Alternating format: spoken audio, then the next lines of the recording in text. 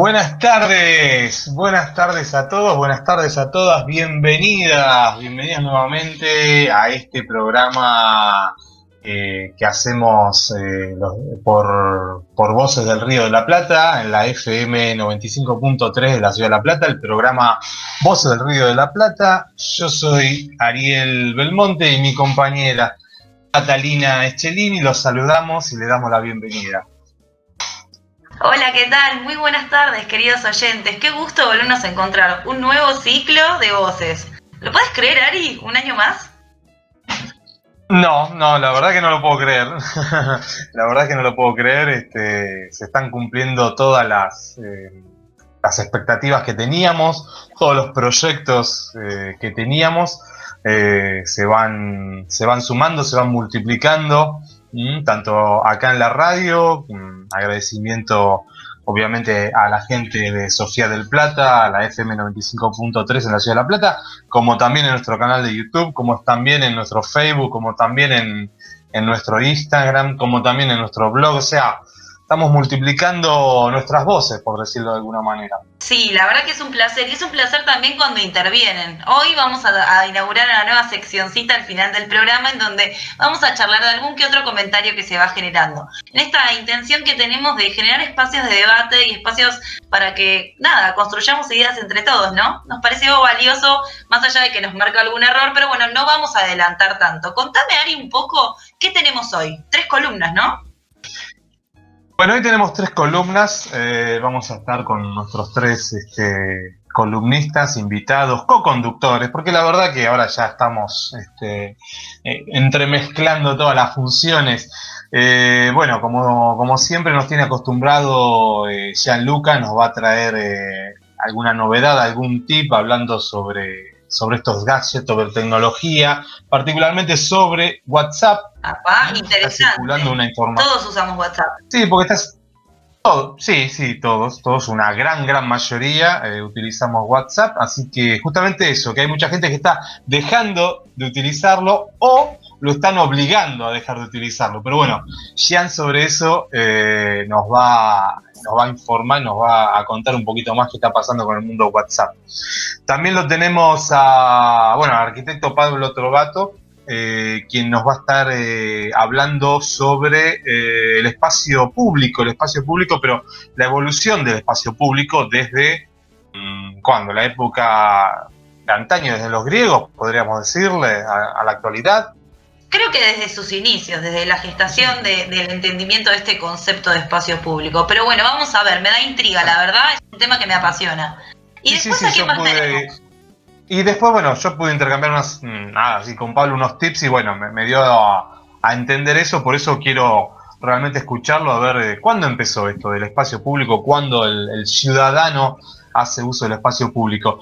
Y por último tenemos al infaltable, al patriarca de este espacio, que se llama Mauro González, que también va a traer a colación de la columna de Pablo, algo que se comenzaba a utilizar dentro del espacio público, uno de estos edificios tradicionales del espacio público. Vamos a charlar un poquito sobre el Ágora, creo, si no me El Ágora, sí, en realidad no sabía si tirar o no el título, el nombre, pero lo quería dejar ahí en suspenso. Sí, el Ágora, o la Ágora, no, es el Ágora, a pesar de que tuvimos un hermoso debate. Le Ágore, porque ahora sería Le Ágore, no es ni masculino ni femenino, ¿no? Too much. Es el Ágora. Es el Ágora, bueno, está bien. Excelente, bueno. Che, qué bueno todos estos contenidos que me estás contando que vamos a degustar hoy y deleitar. Pero bueno, no perdamos más tiempo, arrancamos. ¿Lo llamamos a nuestro chico maravilla? Dale, claro, por supuesto, que aparezca, que entre, que se haga oír con su voz acá en Sofía del Plata, nuestro gran amigo y compañero Gianluca De Santi. Hola Gian, ¿cómo estás? Buenas tardes. Todo tranquilo, ¿cómo andan ustedes, chicos?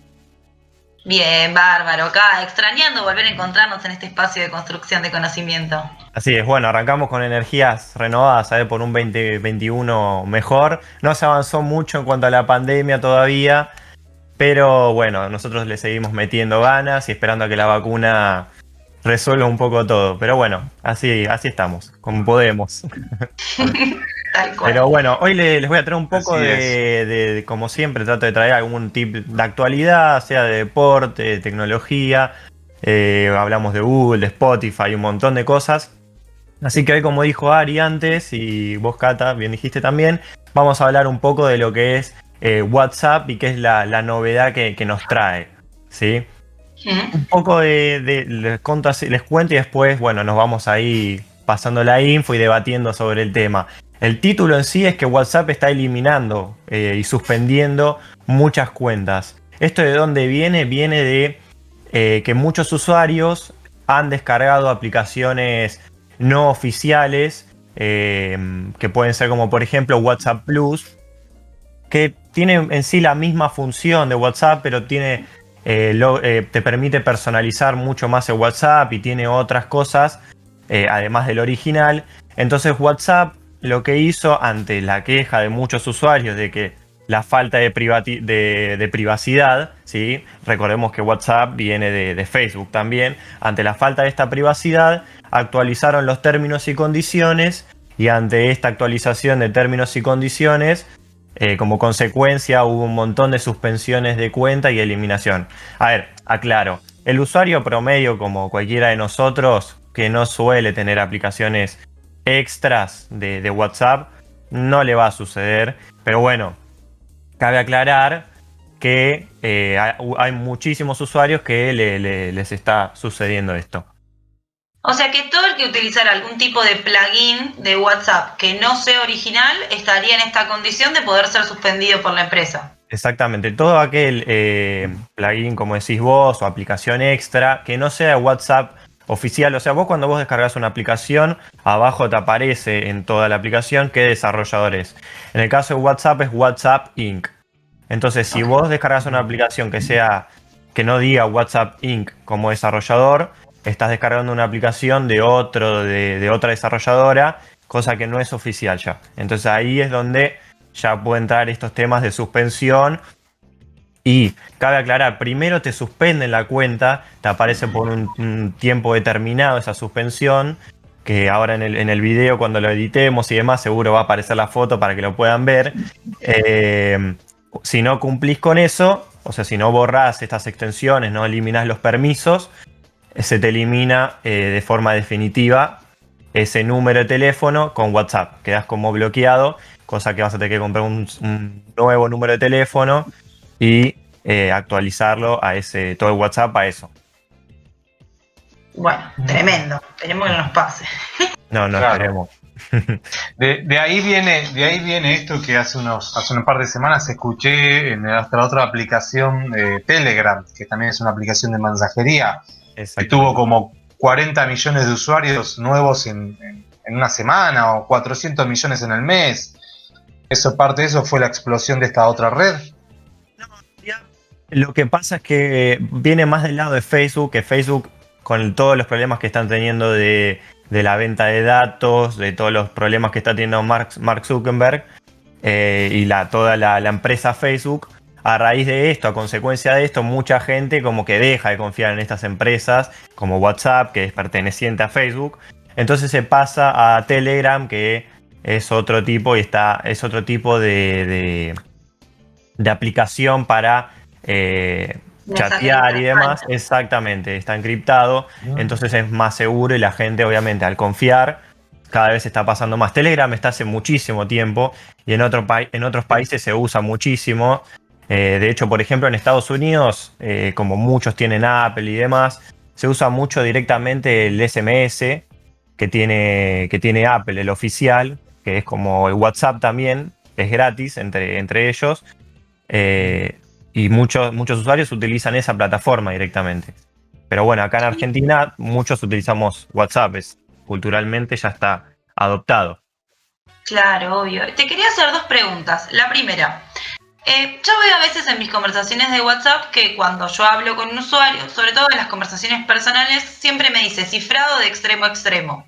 Exacto. Entonces, si la otra persona está conectada, yo estoy conectada en la aplicación original, pero la otra persona está conectada en una aplicación de estas que no es original.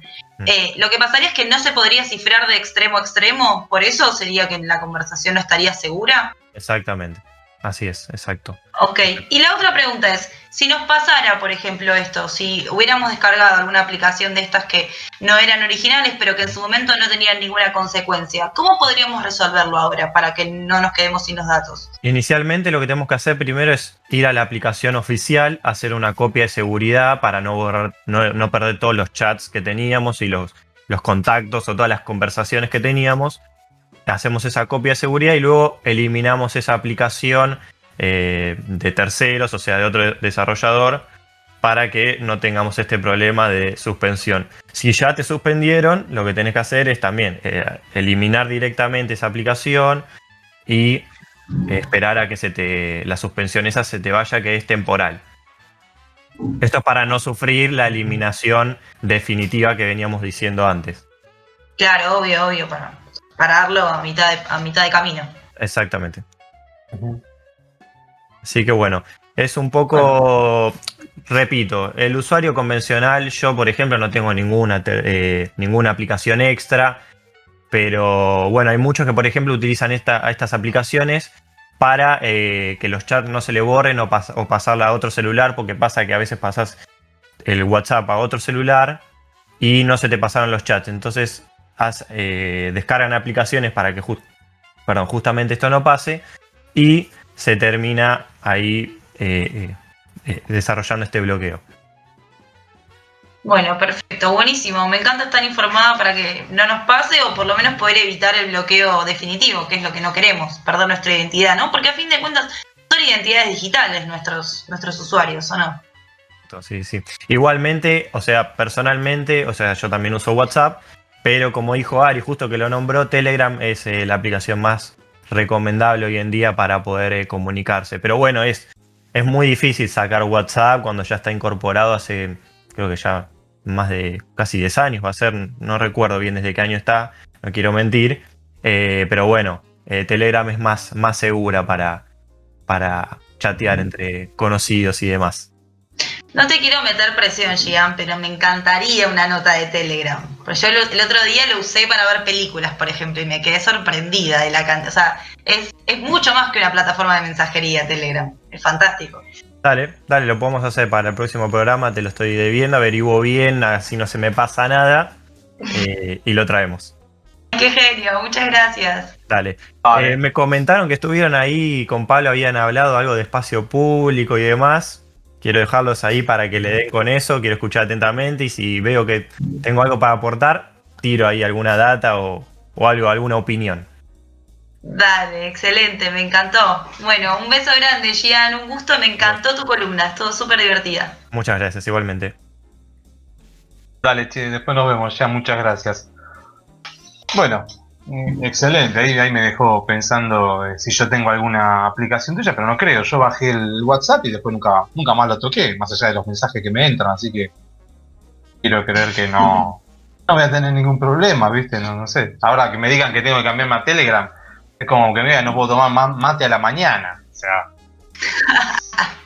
No, me parece que está bueno empezar a entender que tienen que ser complementarias, no es más tipo, no es una cosa o la otra, pues si no pareciera que no, soy de WhatsApp, soy de Telegram, no, claro. Hay que empezar a entender que son todas herramientas y que hay por ahí momentos o situaciones donde hay una herramienta que es más práctica y mejor. Sí, correcto, bueno, me encantaría.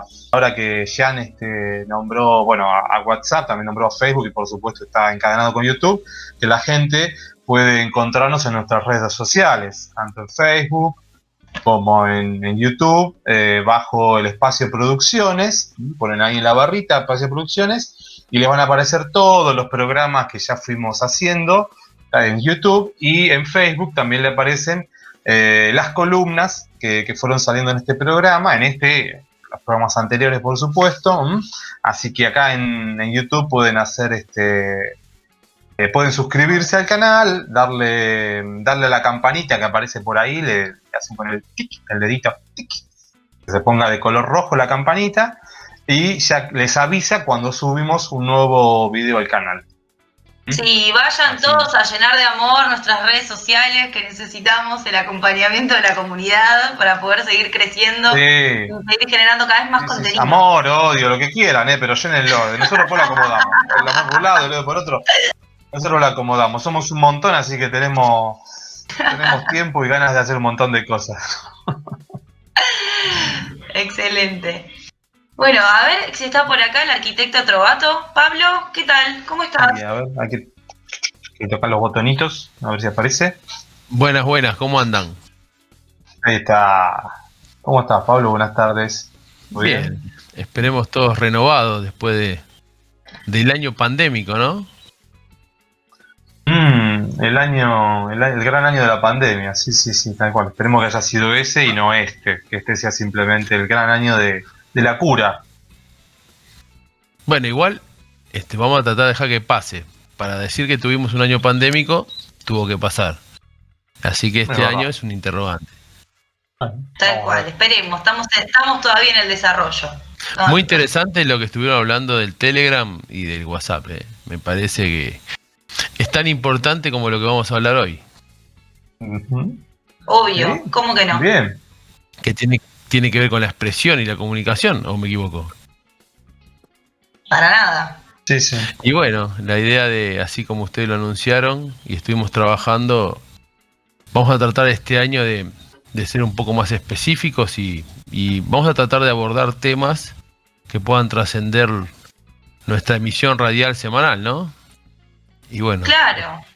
Sí, siempre les decimos que nos encantaría después por ahí alguna de estas preguntas o de estos interrogantes que también vamos construyendo a lo largo de las columnas, que nos comenten abajo en los comentarios y nosotros después lo levantamos, o mismo también en el Facebook. Ahí utilizamos más las fotografías, mismo, bueno, después ya les vamos a contar un poco más de una publicación que estuvimos escuché. mostrando, y que bueno, que es obra también del arquitecto Pablo, no es que no. Bien. Bueno, del espacio y en realidad lo hacemos entre todos y sí, tuvimos ahí durante el verano muchísima interconexión con los oyentes o con los visualizadores, como dicen ustedes. Así que bueno, la propuesta de este primer mes es debatir sobre un poco qué es el espacio público.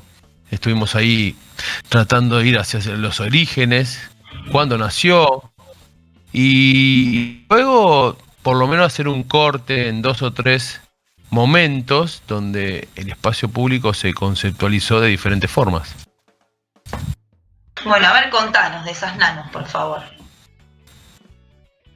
Bueno, podríamos arrancar lógicamente por quizás lo que fue al principio, allá entre el siglo V y el siglo VI antes de Cristo, en el gran periodo de Pericles, en Grecia, y bueno, en aquel momento, enmarcado en la organización de las ciudades-estados o la metrópolis, empezó a haber una costumbre en donde se conformó un espacio público, el cual estaba constituido por los edificios o templos de alguna forma dedicados a deidades o al culto, edificios de intercambio, lo que son de mercado o las que fueron las factorías después, y edificios de representatividad política.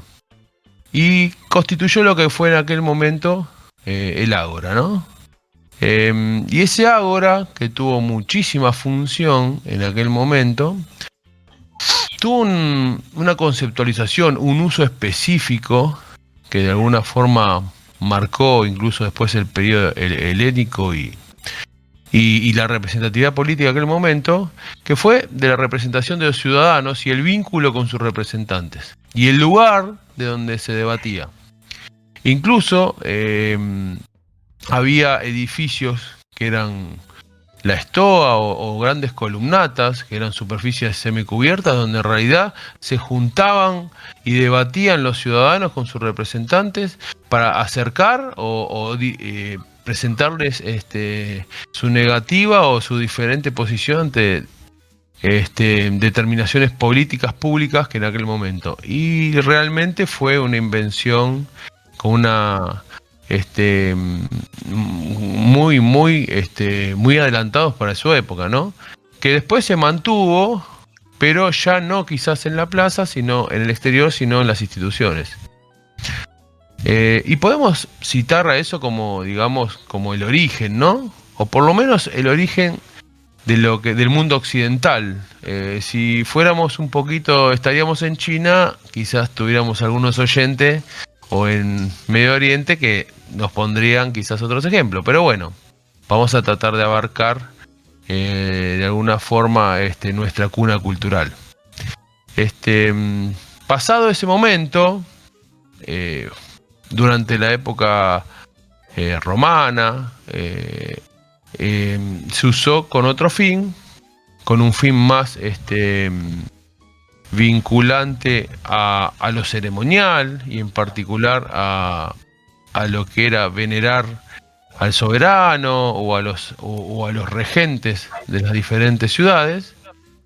Y vamos a encontrar, o por lo menos encontramos nosotros, un cambio de concepto que se enmarca en lo que se llamó el urbanismo, o quizás donde nace el urbanismo, y un poco la intervención, no sé si podemos decir de Estado, porque el modelo, el momento que estamos planteando es el periodo decimonónico, es el fin un poco de las monarquías y el comienzo de los estados.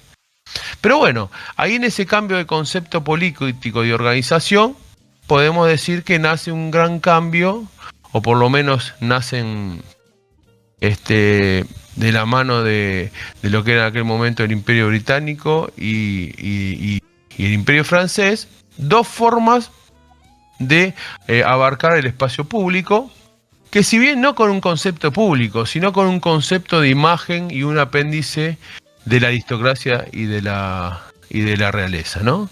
Y siguiendo, por lo menos inicialmente en los primeros años, con este estilo que de alguna forma tomaron los romanos de los griegos y de la plaza de la veneración, de la plaza de origen y de contenido o concepto ceremonial hacia el regente o hacia la autoridad. Y creemos que en realidad, y acá creo que es donde nos vamos a detener un poquito, que nos interesó, llegamos al siglo XIX, en particular, algo muy particular, con las primeras ideas del nacimiento de la democracia, de la idea del ciudadano, del civismo, y vamos a tener un ejemplo que de alguna forma es el más rotulante, que es el Central Park,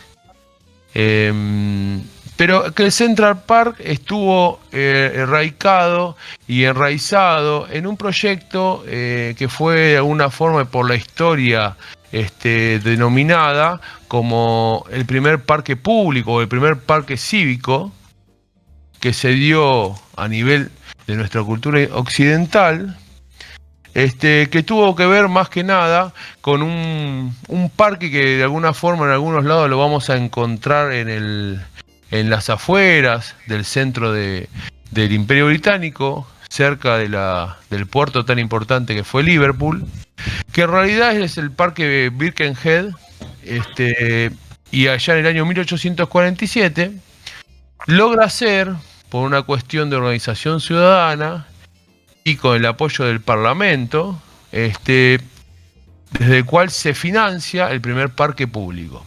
El primer parque público que estuvo destinado, primero de todo, que no estaba manejado en forma privada, no tenía ni horarios ni nada, sino que estuvo desde el carácter público del ciudadano y dirigido de alguna forma hacia las actividades que en aquel momento empezaban a tener en estos espacios que en algún momento habían quedado y que eran simplemente naturaleza y no estaban explotados, y se empezó a ver la necesidad de volver a ese lugar, a ese contacto con la naturaleza.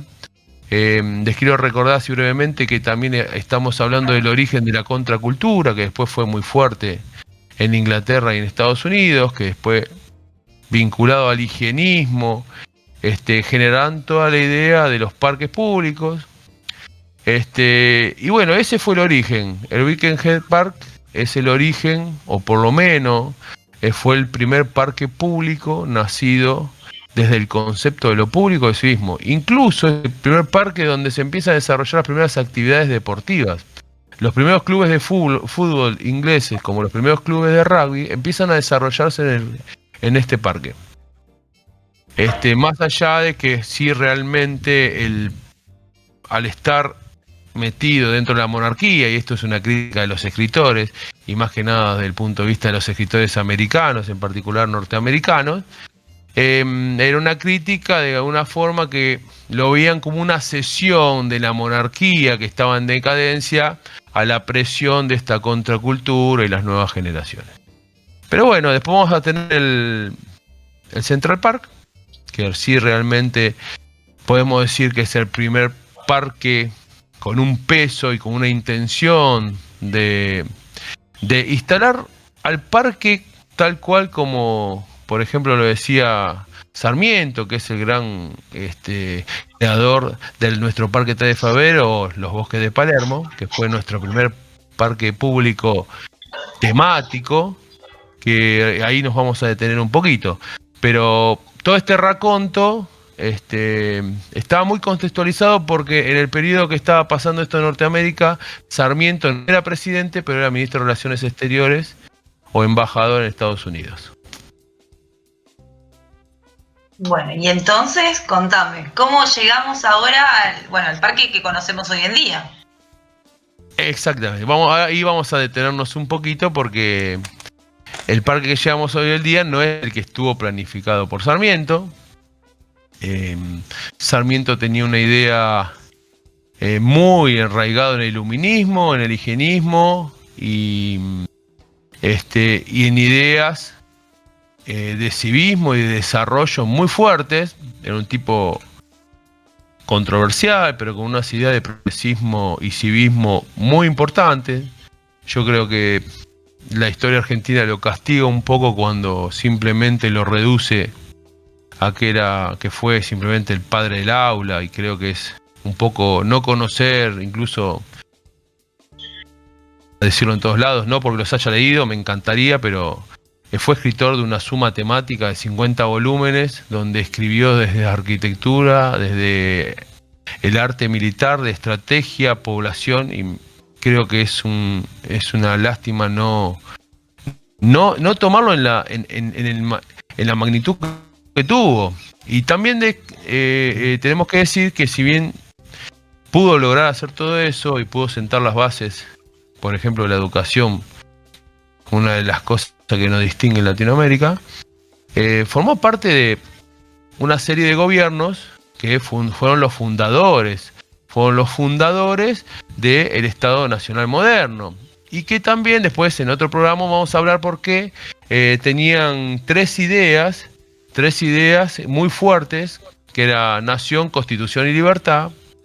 Que bueno, eso va a venir un poco de la idea masónica de las corrientes de aquel momento, después lo hablaremos en otro momento, pero sí realmente el gobierno de Mitre, luego el de Sarmiento y el próximo de Avellaneda, tuvieron un desarrollo muy importante y sentaron las bases del progreso de los próximos venideros 50 años. Y bueno, en este marco es donde están estos proyectos innovadores. Ustedes pónganse a pensar que cuando Sarmiento diseña lo que él tenía una teoría que llamaba la quinta normal, que era una planificación planimétrica, conceptual y programática del parque, donde él creía que en el parque se iba a desarrollar la igualdad y el civismo, en el parque donde tenía que confluir la educación cultural, la investigación científica y el desarrollo de la sociedad, porque la idea era establecer un parque donde de alguna forma se desarrolle la agricultura, la investigación tecnológica esté aplicada a ese desarrollo de la agricultura, y donde también se van a encontrar que sí, esa parte nos quedó en aquel momento, que hoy están mal visto, los observatorios eran lo máximo en ciencia y tecnología que producían el gran avance. Que eso nos quedó. Pero bueno, esa idea programática de Sarmiento quedó. Pablo, te interrumpo un segundito, porque me parece interesante por ahí bajar esto a algo que se entienda y se ve bien, porque hay muy pocas personas que han estado en la ciudad de Buenos Aires y no han estado en los bosques de Palermo. Cuando hablas de esta capacidad programática, uno lo puede ver por ahí cuando ve la traza de las calles hoy en día, cómo ha quedado seccionado todo ese parque, porque, digamos, uno entiende que el Parque 3 de Febrero es toda una unidad, pero en realidad uno puede recorrerlo. Y en este seccionamiento me parece que estás hablando un poco del zoológico, si yo no me confundo, ¿no? Por ahí estaría bueno, o del invernadero, estaría bueno nombrar los edificios como para poder ir apropiando más conocimientos, me parece. Claro, vamos a insertarnos en el contexto. En 1874 la ciudad llegaba hasta Palermo. Palermo era un borde, o la orilla, como decía nuestro estimado Borges. En realidad tiene dos conceptos muy fuertes. El proyecto de 3 de febrero o el Parque de Palermo se llamó 3 de febrero porque se inauguró el 3 de febrero en realidad y simplemente tuvo ese nombre, pero el concepto, digamos, político de Sarmiento, por un lado, era esa dicotomía que tenía con el régimen de Rosas, ya que recordemos que los bosques de Palermo se asientan en las casonas donde estuvo instalado Rosas y desde donde organizó lo que para él decía que fue el orden despótico y todo lo que había pasado en el país, que estaba ensimismado conllevado en un atraso. Y no es casual que usa la casona de Rosas, que fue el casco, digamos, que residía sobre esa zona que eran de Palermo. Inicialmente lo había fundado Juan de Garay, con un fundador que en realidad el apellido no es Palermo, sino que vino oriundo de Palermo, y bueno, y ahí quedó. Pero en realidad, cuando hablamos de concepto, como hablamos de la parte del ágora griega y el concepto de representatividad, acá tenía dos conceptos. Un concepto particular que era ir hacia la modernidad, hacia la educación, el higienismo, la ciencia, y por otro lado sepultar en una dicotomía entre lo que él le gustaba decir, la civilización, la barbarie, la ciudad y el desarrollo para tapar la barbarie del campo y la pampa. Esa idea no es casual que lo ubique de alguna forma sobre la casona de Rosas para tapar todo ese pasado de barbarie. Claro, no, olvídate, claramente no es casual, pero a su vez también es muy interesante, ¿no?, que el que termina diseñando y poniendo en práctica todos estos valores y pensamientos que tenía Sarmiento es Carlos Tais. Me parece que también es interesante nombrar, porque es uno de los primeros paisajistas que trabaja para el Estado. Me parece muy interesante la incorporación de este profesional a la hora del desarrollo de todas estas ideas.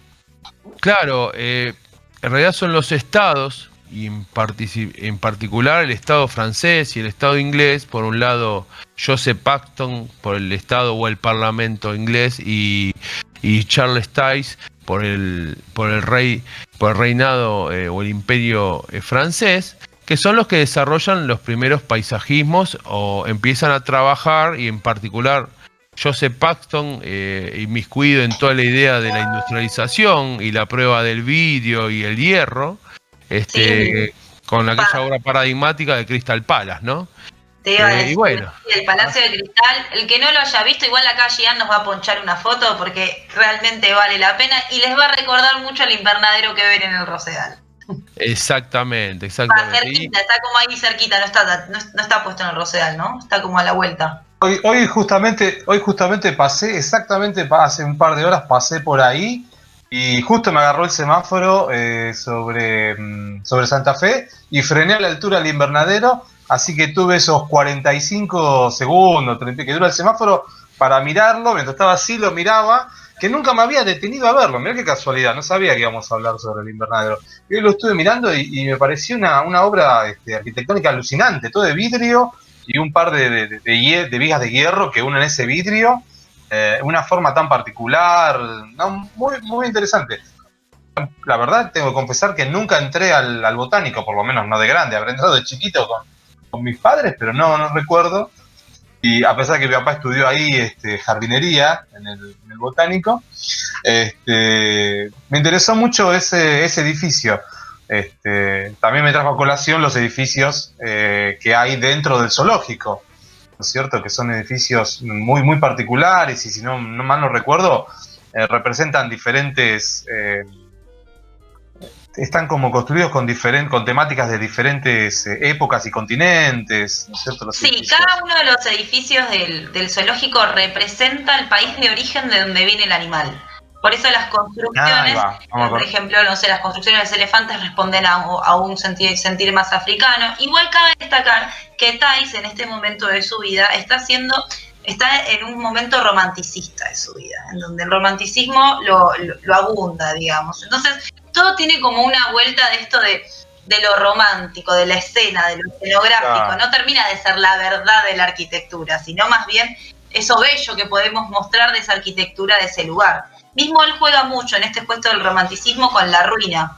Vos vas a ver que a lo largo del parque hay, y mismo cuando vos apenas entras al zoológico, hay una gran laguna y una ruina en el medio. Bueno, esa ruina es de mentira, esa ruina es romántica, no es algo... ¿En serio? Sí, no, está hecho... Yo ya le echaba la culpa no, olvidate, es mentira, es un gesto. Pensé que era parte de una locación de Jumanji, viste, que era todo arruinado. Digo, mira cómo dejaron esto que se haga. A propósito, porque la ruina tiene algo de romántico en este sentido de que uno no ve lo que fue, pero puede imaginarse que fue con antelación. Y en este momento, este tipo de paisajistas jugaban mucho con este gesto del recordar, de que vos tengas que imaginar y construir qué había sido esa determinada cosa u obra de arte. Bueno, lo que pasa es que acá, ustedes fíjense, toda la parte conceptual y subjetiva que podía generar en aquel momento este parque, ¿no? Que realmente era un atractivo. Más allá de que, bueno, después el proyecto y fue como todas las cosas mutando y más que nada nuestro país que tiene esas idas y vueltas entre el progresismo y esos progresismos que después se vuelven conservadurismo, entonces empiezan a tener, como es Buenos Aires, una visión y una contextura ecléctica. Pero es importante, por lo menos, ver cómo ese espacio público y digamos, hace casi 150 años, tenía ese carácter, el cual por muchos años lo vamos a ver que se perdió y que va a volver de alguna forma, y que esto lo vamos a dejar para otro momento, lo vamos a nombrar porque también es un tema que va a haber que abordarlo con cierta precaución porque es un momento particular de la Argentina donde todo puede ser muy subjetivo, visto o mal visto. Después la dictadura, en la década del 70, va a dar una lucha y va a mostrar un tipo de espacio público y ya instalado acá en la Argentina la movida contracultural que luchaba por el espacio público como un lugar propio de la ciudadanía, y ahí va a entrar en juego mucho la música, grandes músicos que vamos a hablar en algún momento, que van a hacer a través de la música un elemento de protesta y de lucha y de pelea por esos espacios que van a ser allá en el Woodstock y van a calar muy hondo acá en Argentina, ¿no? A tal punto que después vamos a emerger tal cual como le dice Carlito Santana en un recital y lo presenta Miguel Mateos como el jefe del rock en español, ¿no? Sí, y como también entonces... Hola. ¿Se escucha? ¿Qué pasó? ¿Cómo andan? Hola. ¿Vamos a despegar ya? La voz madre. Apareció Campanita. Sí, apareció A portarse Campanita. bien. Chicos, buenísimo el repaso histórico, pero nos estamos excediendo un poquito con el tiempo. Buenísimo, Pablo. Me parece interesante, igual antes de pasar a la columna de Mauro, a la columna filosófica, mencionar un poco lo que vos dijiste al principio, del espacio público como un espacio de expresión y comunicación, y cómo las conductas sociales se van modificando un poco con esto que dice Gian y la columna de Gian de WhatsApp, cómo hoy es un espacio tan grande WhatsApp y todo lo que son las redes sociales y los medios de interactuar con la gente, que le van robando también un poco de espacio a lo que históricamente fue el espacio público como lugar de encuentro y de reunión social. Quería hacer ese comentario que es interesante también, para ir pensándolo como una observación. Muy bueno, Me pareció bárbaro. es los famosos grupitos de WhatsApp. Exacto. Exactamente. Sí, porque bueno, Claro. simplemente comentar algo más que es muy importante y creo que no lo podemos dejar, y bueno, a Cata le va a gustar porque le gusta todas esas cuestiones. No olvidar que una revisión de este espacio público en contraposición con el movimiento moderno fue Robert Venturi, y que de alguna forma, con su planteo de la tesis de la ciudad análoga, de alguna forma habla de que de alguna forma la ciudad habla de sus habitantes y de los hechos que producen sus habitantes, y estudiando la ciudad de alguna forma se puede estudiar la vida de los habitantes. Y dicho eso, yo creo que podemos volver al origen y la importancia, ¿no? De alguna forma refrendar la importancia que tuvo el Ágora impensado de hace casi 2500 años, y ver a ver qué en el Ágora qué podemos encontrar, o por lo menos Mauro qué puede encontrar. ¿Cómo andan, chicos? Espero que hayan pasado bien las vacaciones. Bienvenida acá a la autoridad, que ustedes no le hacen caso, invaden columnas, se pasan de tiempo. Yo traje al bar, pero me parece que vamos a tener que hacer otra cosa. Vamos a tener que tener autoridades Ahí para... armadas. Sí. Sí, me parece. Sí, estaba ahí tratando de poner el sonidito y no me dejaban entrar los chicos. ¿A vos te parece, Mauro? Así no se puede. Algo hay que hacer. Nuestra querida Campa Anita. Ahí está, Campa Anita. Ahí quedó. Maurito, y la verdad que yo me detuve en el Ágora porque creo que en realidad tu visión filosófica, que de alguna forma estás semana a semana tratando de buscar, y creo que es el principio de todas las cosas, me parece que nos da pie para de alguna forma seguir indagando desde el punto de vista filosófico algunas cuestiones, ¿no? Sí, la verdad que yo estaba pensando con lo que ustedes estaban transmitiendo, que bueno, cabe destacar que La Plata tenía un zoológico muy, muy lindo, muy interesante. Yo no soy partícipe de esa clase de actividades, pero lo he conocido en su momento. El zoológico en sí, como acotación mía, sin tener la experiencia, la sabiduría que tienen ustedes sobre el tema, no sé si se podría decir que es un ágora. Lo que sí, en las ágoras se compartían centros de comercialización, cultura, política, vida social, y también en Atenas se compartían, por ejemplo, los gimnasios. Ya vamos a plantear en algún momento, en otro programa, que no podía todo el mundo acceder a las ágoras. Era para cierta clase de personas con cierto estatus económico. Eso lo vamos a plantear más adelante. Tiene un proceso histórico que se remonta a la época de la plaza de Creta, la minoica, en donde están localizadas las primeras ágoras. Para ir un poquito más atrás del tiempo de lo que decía Pablo en el hecho con Pericles. Era como una especie de Disney, esa situación donde había muchos edificios públicos y muchos edificios religiosos. Pericles, que la verdad que fue un filósofo bastante interesante, que fue un incluyente abogado, fue magistrado, fue general, político, fue un orador impresionante, fue el principal estratega de Grecia en su momento, fue llamado el Olímpico por su importante voz, digamos, cuando generaba las oraciones con los ciudadanos. Fue proclamado el primer ciudadano de Atenas en su momento. Vale fomentó también desde cierta situación, fomentó las artes en todo su tipo, desde la parte, como decía Pablo, de la parte musical hasta la parte artística con teatro. Él promovió con dinero a los principales filósofos que tenían experiencia y era muy reconocido en cada una de las artes.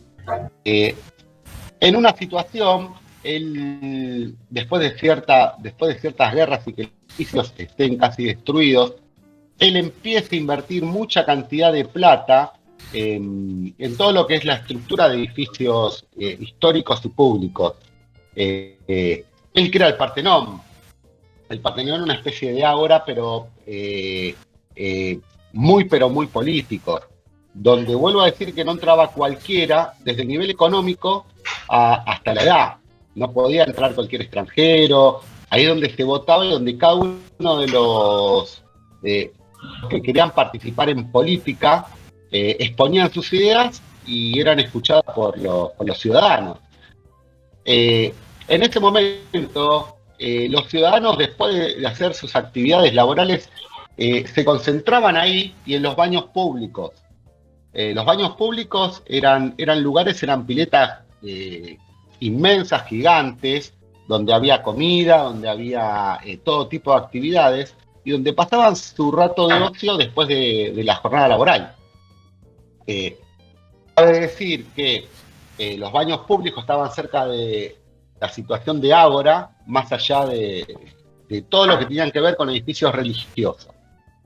Pericles estaba muy enfocado en ciertos dioses, y dioses de la guerra, dioses contra las pandemias. No nos olvidemos que Pericles cae por una pandemia.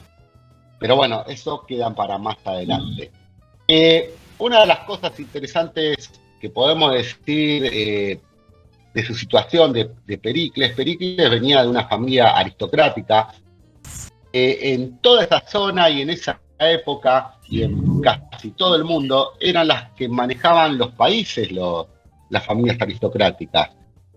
Él fue una especie de populista de su época y él desde su familia aristocrática, él empieza a generar situaciones para que la ciudadanía empiece a tener voz y voto en decisiones y determinaciones que tenía que ver con la antigua Grecia. Mauro, yo sabés que justo me surgía una consulta, yo de joven, de que no lo sabía y te quería consultar. Cuando te referís a baños públicos, obviamente no me imagino un baño público literal, pero te quería consultar bien, o sea, que me contextualices un poco eso. Bueno, Jan, en realidad la respuesta a tu pregunta la podrían contestar mejor Pablo y Cata, pero desde cierto punto de vista yo te voy a contestar que en esa época el agua no era común y corriente para todos los ciudadanos. Solo había agua para todos los ciudadanos en público, digamos, había baños públicos con agua, las casas tenían los retretes con agua que tienen ahora, y solamente los que tenían agua eran los ciudadanos de la aristocracia. Es más, de hecho, lo que serían las fuentes, ellos crearon un sistema hídrico muy interesante, donde los que podían pagar el agua, que eran los aristócratas, la pagaban, pero cuando había alguna clase de sequía y demás, a los primeros que se le cortaba el agua eran a los aristócratas. Y después tenían que ir a lugares que tenían en común toda la sociedad, como las fuentes, a buscar el agua para cocinar, a buscar el agua para bañarse. Por eso es que los baños públicos, que yo te estoy diciendo, eran lugares donde la gente podía hacer sus necesidades, donde había agua, pero eran lugares donde la gente se reunía en piletones, con comida gratis, con un montón de elementos gratis, donde inclusive le hacían masajes. Eso sobre todo se vio en Pompeya, esa clase de situación que tenían que ver con los baños públicos. Espero que te haya respondido la pregunta, Jan. Buenísimo, muchas gracias, clarísimo. Bueno, creo que la verdad que impecable. No tenemos nada que agregar. Simplemente lo podemos agregar la invención de los acueductos, de alguna forma de masificar esa idea de los griegos. Y cabe agregar que, bien citado por Mauro, Pompeya tiene que ver porque encima Pompeya es una región de aguas vertientes, donde de alguna forma fueron una de las primeras termas que había, ¿no? Y realmente, tal como es uno de nuestros lemas, todo tiene que ver con todo, hay algún motivo por qué tenemos en nuestra ciudad, hacia el sur, Nueva Pompeya. Ya lo podemos estamos descubrir dejando en un otro título. programa, y no estamos Vamos a dejar un lejos título. de lo que estamos hablando, ¿eh? Es muy lejos. Vamos a dejar Me un título. interesa, ¿eh? Sí. O podemos también dejar tipo trivia, ¿no? A ver si nuestros Me gesta oyentes por ahí curiosidad adelantan. también. Me gusta la idea de preguntarle a los demás. Yo no sé, pregunto. A ver si. No, a ver si nos dejan en los comentarios acá abajo del video de YouTube. Por eso volvemos a repetirle a nuestros oyentes de Radio Sofía del Plata en el 95.3 de la Ciudad de La Plata. Si quieren encontrarnos en YouTube como el Espacio Producciones, vuelven a ver este programa, escucharlo, y si tienen algún comentario, si tienen alguna información, la pueden dejar ahí, que la vamos a estar leyendo. Así como también traigo a colación lo que dijimos al principio. Vamos a hacer mención a todos nuestros seguidores, followers, participantes, oyentes de las diferentes redes sociales que nos siguen. Así que bueno, queremos agradecerle a todos los que escriben, los que dejan comentarios y obviamente los que también aportan información. Como por ejemplo, estábamos leyendo los otros días, queremos mencionar, esperen que no quiero equivocar acá, a Pablo Silam, uno de nuestros seguidores, que hizo un comentario sobre una nota que escribió Pablo, con su punto de vista, que nos pareció excelente la participación que tuvo él, así como lo de tantos otros, ¿no es cierto? Otros y otras que nos escriben en Facebook, por ejemplo, no sé, Liliana Pará, Liliana Sosa, Corina Zabalza, Carlos Sebey, ¿qué más tengo acá? Pedro de Stefani, Dora Cacheto. Bueno, estoy nombrando así al azar de toda la gente que nos deja comentarios. Yo en particular quería agradecerle a Estela D'Amato, si no me equivoco, quizás lo pronuncio mal, que es una seguidora que sigue todas las notas que hacemos y le gustó mucho el informe que hicimos del transbordador. Así que bueno, agradecerle su aporte. El transbordador Nicolás Avellaneda, que de alguna forma hoy, digamos, es turístico, pero fue de vital importancia durante todo el siglo XIX para transportar la gente entre provincia y capital, ¿no? Yo quería también agregar a esto, agradecer a todos los que participan y que si no están de acuerdo con lo que decimos o quizás se nos pasa algún dato que se le pueda agregar, va a ser aceptado con total... se va a aceptar de manera muy positiva, porque la verdad que esa es una de nuestras ideas del programa, ¿no? Que haya intercambios, aunque no estén de acuerdo, siempre que haya respeto, nosotros no vamos a esconder nada, ni borrar ningún comentario, ni nada. Es todo lo contrario, sino responder, agradecer, que es un poco nuestra idea, ¿no? Y nuestra filosofía de cómo intercambiar ideas, conocimientos y aprender todos un poco más. Me parece que eso también es importante. Tal cual. Agradecemos siempre que se sumen, que aporten, que tengan ganas de pensar juntos esta nueva Argentina o este nuevo mundo post-pandémico que nos toca. Y nada, si lo hacen con nosotros en Facebook, mejor. Facebook, Instagram, YouTube, tienen todas nuestras redes sociales y también, bueno, nos escuchan por FM Sofía del Plata. Obviamente, como todos los programas, les agradecemos a la gente de la radio, también le agradecemos a los chicos que están detrás de los controles, a Franco, a nuestra campa Anita, que se incorpora ahora al programa y que nos marca los tiempos y nos hace esos cuadros sinópticos hermosos que nosotros vamos leyendo y completando para que pueda salir este hermoso programa al aire. Así que bueno, de mi parte es todo, creo que de mis compañeros también. Nos estamos despidiendo y nos vemos en un próximo programa, ¿les parece bien? Les dejo un saludo. Chau Paulo, chau Cata, Chau, Jean.